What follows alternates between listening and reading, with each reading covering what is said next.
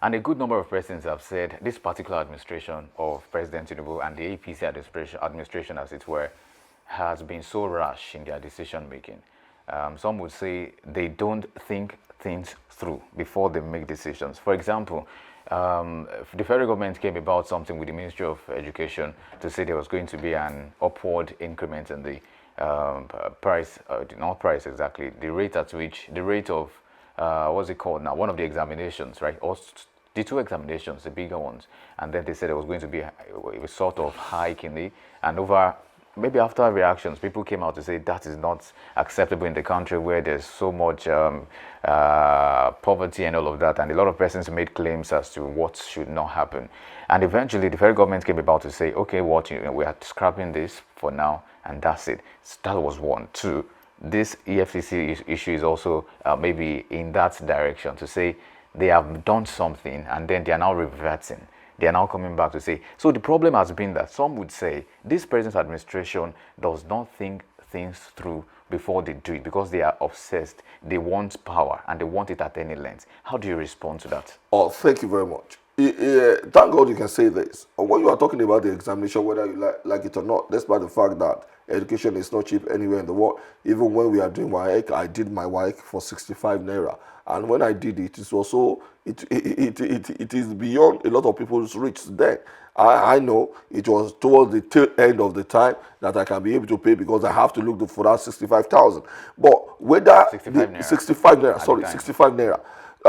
Now, whether you like it or not, even if it's 100,000, even if it's 30,000, even if it's 40,000, there are some people who have withdrawn to go to school. But some would be able to. I am just saying. I'm just telling you this. You see, the whatever happened, it is, the WAEC has bought, NECO has bought, JAMB have bought. They were the one that is going to review this and talk and really know what is going to be good for them. But sometimes there is nothing wrong in reversing or pending some things that whether you like it is going to happen or not.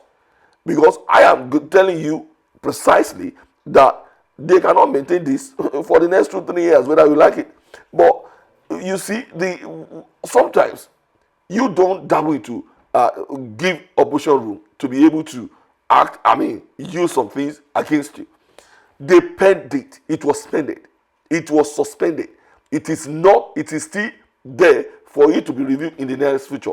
But they have believed that there must be a review in examination fee. If the federal government said they must stop to now, they have to stop. And the voter has to decide.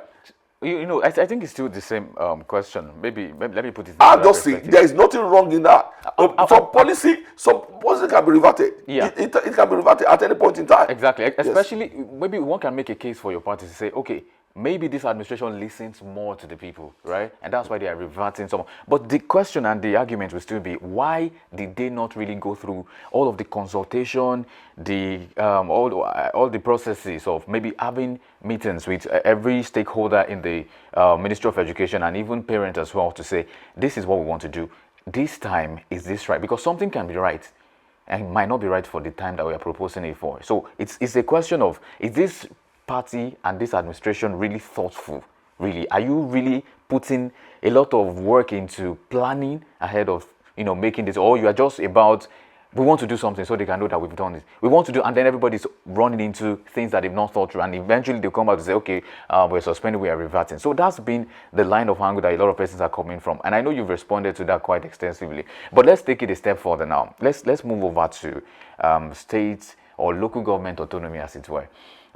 This has been on the table of discourse. Quite a number of persons have spoken to this issue, and I really want to get your thought on this, especially as it concerns this particular issue that we are facing. So I want to know what your take is on the particular issue as to how financial autonomy can be for local government. How do we reconcile this? The Supreme Court's law, for example, for financial autonomy ruling for local government with the current situation in Osun State. Where do you stand in all of this, especially when it comes to local government autonomy and how states are being run, and how federal government has a power in a way sometimes to put themselves into the issue of state allocation? Oh, thank you very much. You see, we are talking about local government autonomy. The Supreme Court has spelled it out, and it's quite unfortunate that almost all the governor doesn't want to accept and live by it, because that is what is legal according to the law of the land. And this, I mean, they have taken President Tinubu has taken the first bold step by taking all the governors to Supreme Court. They cannot be able to defend themselves in state, whether we like it or not. But the naughty area, the president has been pleading with all these governors, most especially people within his rank, to please and give breathing space to the local government. I have not seen any action being done, despite the fact that he told them that they were the one that put all these people in power. All of them are people on their own. They were the one that selected them. Why can't they trust them? He has asked that, and Nigerians are having problem with trust issue. I think the main things that has to be done is how they can be able to amend the constitution and make sure electoral local government is included in the electoral act, where INEC is going to be conducting the election. If you have about 3, 4, 5 opposition being elected, or 10 opposition being elected as a local government chairman from the opposition, whether PDP, whether APM, whether APC, whether, you are going to see that there will be serious content. They are going to be able to contest it.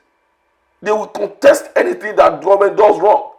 But a situation that it is only the governor that is going to select all and rig the election for all their candidates, it is going to be difficult, because people that knew that they don't want to be in that exact position and they are being put there.